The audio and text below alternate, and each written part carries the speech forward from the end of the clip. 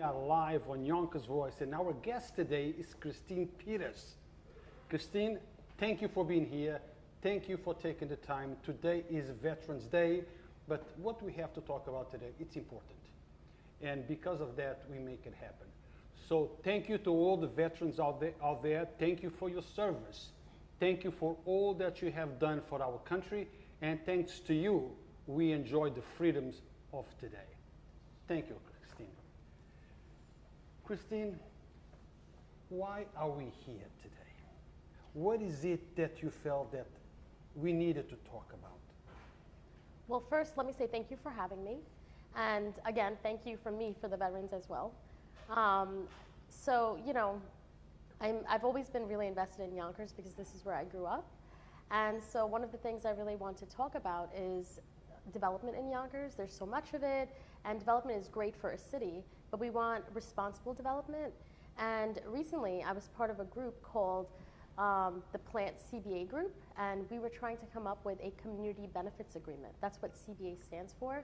And basically what that is it's how the community can benefit from different developers. And so we were supposed to craft this document. It was supposed to be a legal document about specific ways that Yonkers can benefit. That being said, the reason why I'm here is because that community benefits agreement is not happening. I actually think it was a disingenuous practice and sort of a bait and switch where the developers promised us all of these different things, and then as the conversation started, they sort of backed off, or they wouldn't come up with concrete terms in this CBA. And we were just sort of told, well, you have to just trust us. Well, you know, we don't know them, and we don't just go based off of trust. That's why we have contracts. The CBA was then downgraded to an MOU, which is a Memorandum of Understanding. And so I would really like Yonkers to understand what the process was so that I can have Yonkers join me in being more supportive of more responsible development. Now, when we talk about this group, let's mention the name so people know exactly what are we talking about. This is in reference to the plant and manor owned by Lela Goren Group and Tenzin Seldon. Everyone knows about them. They've been working on this project for some time now. We have covered this project since the beginning and until now.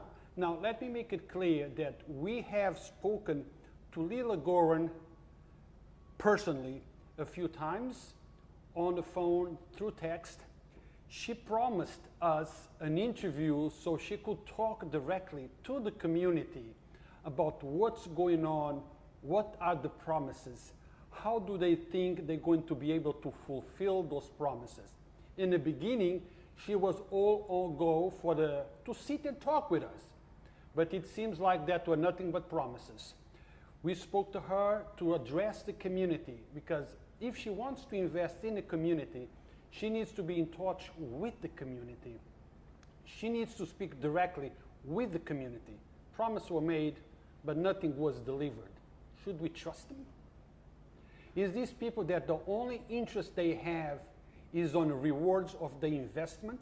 Do they really care about the community they claim they're going to help and support and make it be better? I don't know. But I'm a strong believer of actions, not words. So Lela Goren, if you are hearing this, reach out to us. We spoke a few times. You promised, but you didn't deliver. What else you're not going to deliver? You're not going to deliver, but you did promise. So, Christine, let's get to the nut of this. What are those promises, those things that were on the contract that are not being fulfilled? Be specific so our audience can understand exactly. Okay, so for starters, there was supposed to be an OSHA 30 training, and this is something where people basically are, you know, that OSHA 30 says that people have the safety skills necessary to work on job sites. So it's basically a foot in the door, and that training can be held very quickly, and it can be organized very quickly. And here we are, and it hasn't been organized, it hasn't been rolled out, and so many of the different individuals that could benefit from that haven't benefited from that. Part of the reason why the OSHA 30 training was so important is even past this specific site, people can work anywhere with it. Excuse me.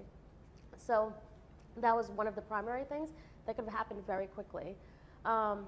We were also told there was going to be hydroponic gardening and then food would be delivered from that hydroponic gardening. So originally, they said they were going to be able to do it, and now they said, well, we can't really agree to that, and we can't give you any specific details because we don't know if we're going to be able to do it. We don't know where the site is. And we were like, okay. There was also originally a conversation around prevailing wage for the different construction jobs. It then got rolled back to a living wage, and in the last meeting we had, they said, well, of course we're going to pay $15 an hour. And you know, we weren't certain exactly what those jobs were that were going to be $15 an hour. Also, it started off as prevailing wage, and then these different things went down to living wage, and then down to $15 an hour, which is the New York State minimum wage anyway, right, for our area. So it wasn't really a living wage anymore either. They also talked about partnerships with local community organizations, and you know, we have no idea what those partnerships are, but they do have partnerships with different organizations outside of here. You know, like they said that they were trying to bring on Google, and they were trying to bring on these different partners that were nationwide. The other thing that they said was they were going to let us know about all jobs that were going to be for this project, right? So they were going to let the CBA advisory group know first, and then they were going to also put it out to Yonkers first, and then they were going to expand out their search beyond that. So when it came to a couple of jobs, like literally 2 jobs, they were more local jobs, but outside of that, the more higher level, the more executive jobs where you get paid more, we didn't necessarily hear about it. And then outside of that, they directly hired outside of Yonkers. You know, they said, oh, well, this person has worked in Yonkers before, but you know, just because they worked on a project did not mean that they necessarily understood Yonkers, especially since they don't live here, they didn't grow up here, they don't really have an understanding of Yonkers and the needs of our city. Now, there is a person by name of Donald McCall. You know the person? Donnell. Donnell. McCall, yeah. Sorry, my accent. Donnell McCall, did I say that right? Yes. Is a Yonkers resident? Yes. What is his role in this project? Do you know? So to the best of my understanding, his role was to be a community liaison. So he was supposed to help get information from the plant to others, but really it was to understand what the needs of the local community were and bring that fresh perspective to the plant advisory group and to the plant leadership so that we can make better informed choices. No, you said supposed to be, but now let's talk about what it is. Do you know what is his job within the organization? What is he doing? What is he doing currently? Yeah. No, I have no idea. I don't have ties to their internal labor, you know, and what they're doing internally. So, and actually I resigned the community benefits agreement group because I really thought that their practices were disingenuous. So you think, Christine, that all those promises made in the beginning of the project were just promises made with the intention to get something passed, something rolling, but they never had intention to actually fulfill those promises? So originally, when I first met I met with Tenzin via Zoom. She had told me about all of these different, you know, projects that they wanted to work on and these different rollouts of supports for the Yonkers community. And I don't know what their intent was, honestly, but the way that it sort of played out is that the conversations changed, right? And I think the way that I took it is that they were trying to get support from local community members because there was a lot of pushback originally. And they sort of like gave us like they sort of baited us, right? They gave us a carrot so we could keep going and we could keep supporting them. And then when it came down to concretely putting it on paper so we can all sign off on it, they were like, no, you know what, we already have support. We have all these different people in the different parks boards meetings and these different meetings to support us. We don't really need you anymore. We're just going to move forward with our project. Well, it looks like they got what they want or what they thought they wanted. And once they achieved that, they now excluded those people that initially they thought they needed for support. Right, sort of. Yeah. So right now, you know, the Parks Board is listening to different information about this plant project, and it's the power plant down by the JFK Marina. So the Parks Board is right now listening to different information about it, and there's a lot of different things that they haven't highlighted, right? For example, they did a noise study, but it didn't really include a big radius, right? Like it stopped before, how would it affect the school? How would it affect the museum that's right there, which we all grew up going to? You know, and it didn't really speak to how it would affect the local community and the buildings that are right there with residents, right? If you go there and you do a tour of the plant, they're telling you there's going to be a floating stage, there's going to be all this outdoor space, there's going to be events here. I mean, and some of the things that they're talking about is very large events, right? And so the catering company that they've contracted with is Abigail Kishner, I believe, and they do very large, very expansive events. So there's definitely going to be a noise pollution problem with the local residents. Not to mention our resources that we utilize, right? Riverside High School is right there. And depending on the time, it will affect the residents that are in the adjacent neighborhood as well. Well, I personally had 2 meetings with Lela, one on Zoom, and I met her personally at the plant when she had CEOs of many billion-dollar companies. She told us on both occasions and other occasions through text that she would sit with us to talk about this project, to make the community at ease about what's going on. Lela had backtracked. She never stepped forward. She never called us back. I guess the organization got what they wanted, or at least they think they got it. So they're moving forward, but the community is not happy. Now, what about other things? Listen, I have a whole bunch of questions that people have sent me. I'm going to ask you because you were there, you worked with them, not directly with, but you were part of it. So feel free to answer those questions that you can, and if you don't have an answer, then you don't have an answer. Right. I'm going to go in line. Have you witnessed, or were you aware of any racist comment Lela has made towards her staff? So I know her staff members have, prior to, just one staff member had said that there were some racist comments, but it was all hearsay. So I don't know if she actually said it. I did not witness any racist comments from Lela because I wasn't present for any of it, but I did hear that she had made some racist statements. I also heard that Tenzin made racist statements towards their staff.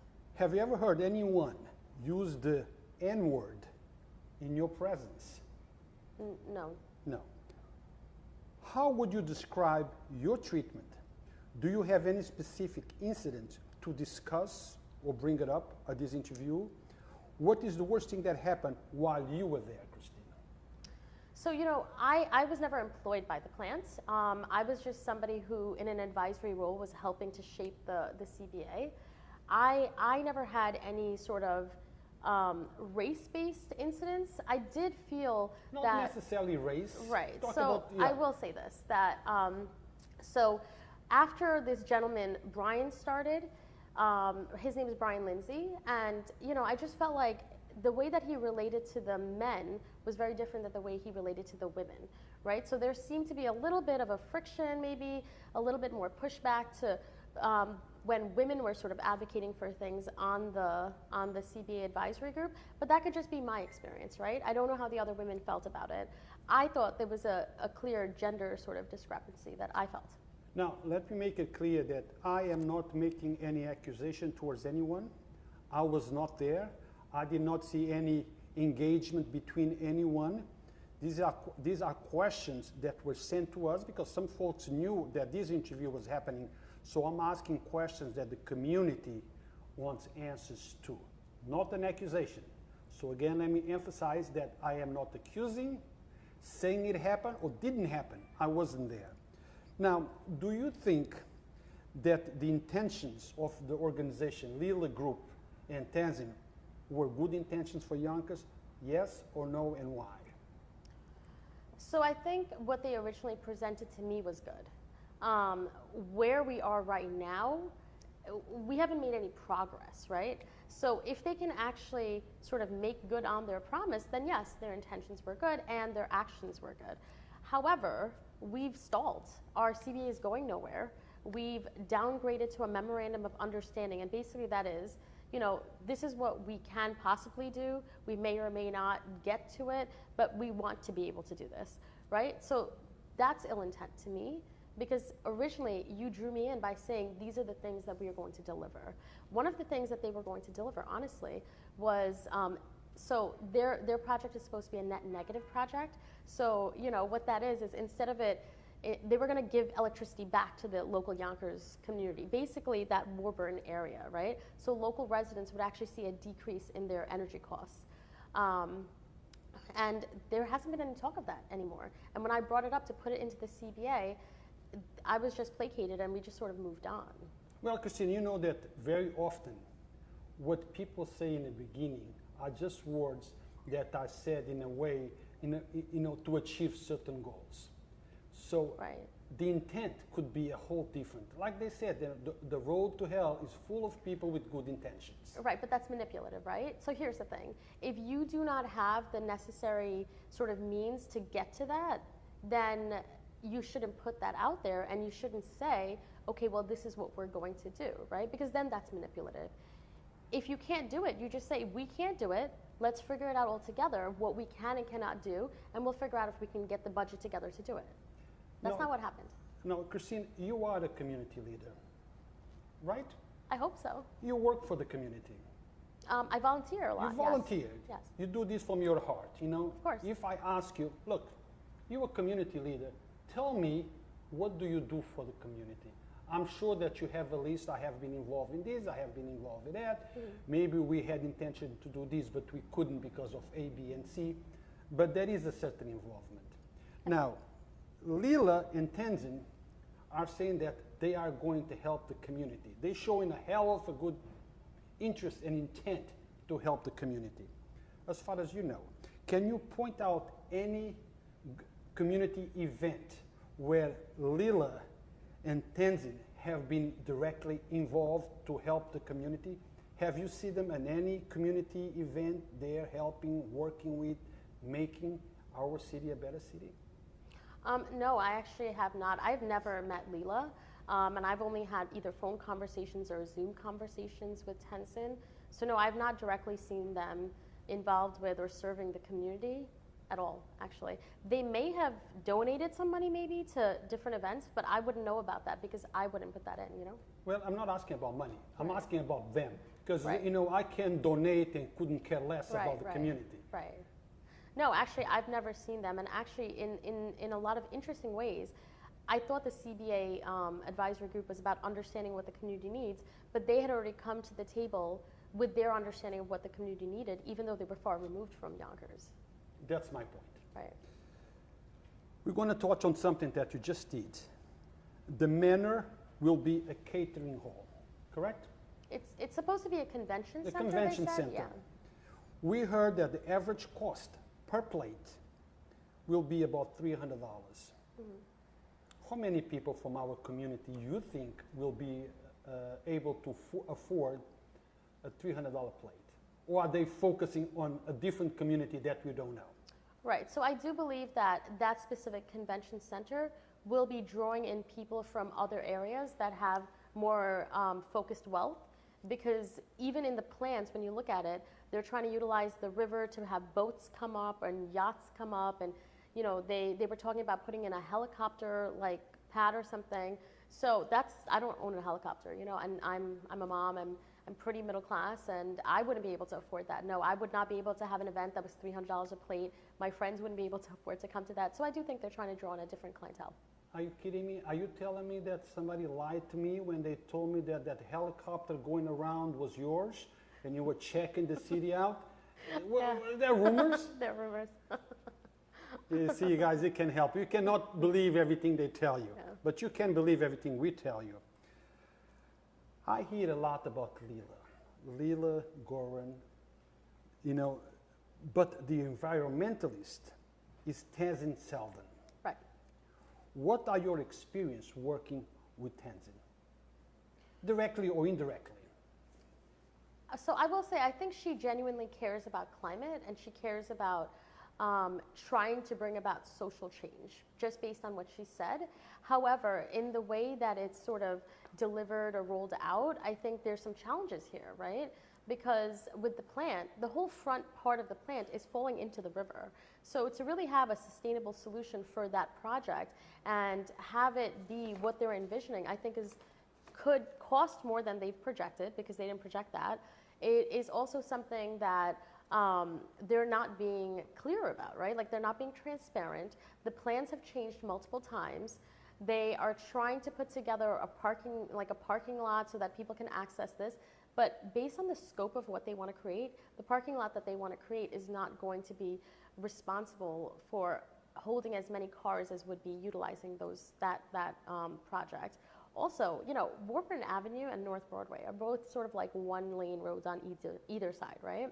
The traffic for these big events is going to be ridiculous to the local community. I live right up the street from here, so I'm really not looking forward to having to sit through traffic when I have to run to school and pick up my daughter. And especially since there are schools on Warburton Avenue, can you imagine the traffic that'll happen at like 3 o'clock? The traffic is already hell at that time. Right. So now imagine you're going to have a space that has large events, it's a convention center, there's going to be concerts. You know, at one time they were talking about having Coldplay open up the center. And I was like, wow, that's great. However, that brings with it, especially after COVID, significant crowds, right? And when significant crowds get together, that places a demand on our police and different security forces, right? So it's just, there hasn't been a proper study. And even in the studies that they cited, for example, for our CBA group, they cited a study about the economic impact that it would have on Westchester and Yonkers. And it seemed a little bit strange. I said, when did you do this study? Because, you know, we didn't even know you were doing a study. When I spoke with Tenzin, she said, oh, well, the study was done prior to me even being on the project. Well, then it's not really current, or it's not really, what's the word? It doesn't really affect the current project, right? Like, the study that you did was for a completely different project. So why would we utilize that study to make any decisions about, you know, what the economic impact would be on Yonkers? And they're saying it'll create all these jobs, all of these different sources of income for individuals so that we can make more money. But the project, the scope of the project is completely different. And we don't really fully understand how they did this study, you know? You know, those things are what I call bullet lines that are said, you know, with the intent of generating a certain outcome. Right. Let's say this, let's say this. Right. That's the political thing to say if we want this or that. How do you think that the people of that area, Glenwood, Warburton, how do you think they will benefit? Will they actually benefit from this? If it is to happen? So I didn't necessarily grow up in that area, right? I grew up in different areas of Yonkers. I don't know exactly what the benefits would be for the individual members there. And you'd probably have to speak with some of the people from the plant who directly work in the plant, because they said they've done studies to find out. The one thing that I do think will directly impact the local residents is that net negative piece of it, where they would get electricity back, right? So that would directly lower their electricity costs, and I think that would be a benefit. When it comes to the parking situation, they promised that the local residents would have more parking spaces, but even that's really unclear, because it's sort of like the parking authority is lending them this space so that they could develop the parking lot, and then they're going to give it back to the parking authority. So they'll have no real control over whether the residents benefit or if the prices will go up or not. Now, this question is mine. Okay? And this question goes directly to Lela and Tenzin as well, but I'm going to ask your opinion. Okay. I know that you cannot talk on somebody else's behalf, but that does not mean that you don't have an opinion about what I'm going to ask. Okay. Now, you know that Yonkers Voice, it's a very large social platform. We have thousands and thousands and thousands of followers. Most people, if they want to know what's going on in Yonkers, what's happening on the streets of your city, or things that are happening in your city in general, they come to Yonkers Voice. Why do you think that Lela has not done one-on-one with Yonkers Voice? It seems like only minority community members are hired to be the face of the organization. There is two questions there, so answer them, you know, accordingly. Right. So my opinion, I actually asked Tenzin if I can have lunch with Tenzin and with Lela, just to sort of feel her out and better understand, you know, what she's all about, just because the project was sort of changing, right? The CBA part of it was changing. We were not able to have that lunch, and it never got set up. And this is months later, it never got set up.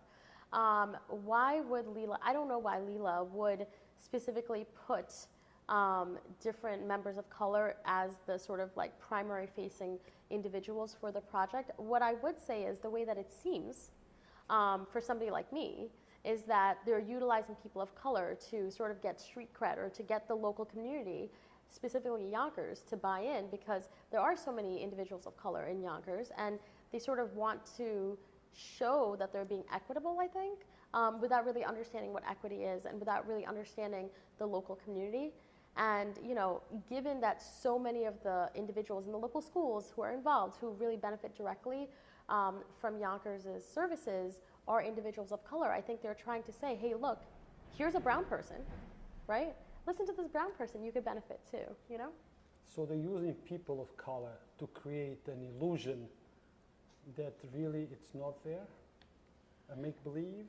So I think that many people actually utilize people of color to sort of be their speaker so that they can get validity and they can get support for their projects, even when it doesn't benefit people of color so much. But this interview is about Lela Group in Tenzin. Right, no, I think that they are doing that because many people, especially people who have access to wealth, who are not individuals of color, do that. It's an exploitive process that happens, right? Oftentimes marginalized populations are utilized for their sort of strengths in whatever given situation, and I think that is happening here. Well, Lela, step up. Step up. Come on the show and talk to the community. Take questions directly from the community, not in a safe environment that you and your organization creates in a Zoom meeting where you're really not talking to the community. We want to ask questions. We want to know all about you. I am not saying that you're bad, you're good. That's not what I'm saying. What I am saying is the community where you're trying to invest and probably make millions want to hear from you, want to know what are you all about, what are your intentions. So address them. Come on Yonkers Voice and talk to them, take questions. Do what you promised that you were going to do. But unfortunately, promises that never concretize. Is there anything else, Christine, that we need, that you'd like to bring up to tell the community? Any other concerns that you like to voice? So I would really, I think it would be really beneficial for the Yonkers community as a whole to join some of these different meetings, like the park board's meeting, the planning board meeting, to meet with YOHA, which is a group of different individuals who from the beginning have been doing research to better understand this project. And it's not even to stand against it, but it's just to stand for and to advocate for Yonkers and the needs of Yonkers. So I would say, you know, more Yonkers residents should be involved in that group, and more Yonkers residents should tune into these different meetings where they can not only speak their truth, but also sort of understand what's going on, understand these processes, because it's not just this developer. It's multiple developers that engage in these different things that we don't know. This developer is the one that made promises that specifically they're not, you know, making good on. Right. Now, guys, before we conclude this interview, let me give a shout out. I forgot to do it initially. This broadcast, sponsored by Dos Marias, the best Mexican restaurant, as I always say, not just in Yonkers, not just in Westchester County, not just New York State, in the entire country, and perhaps the world.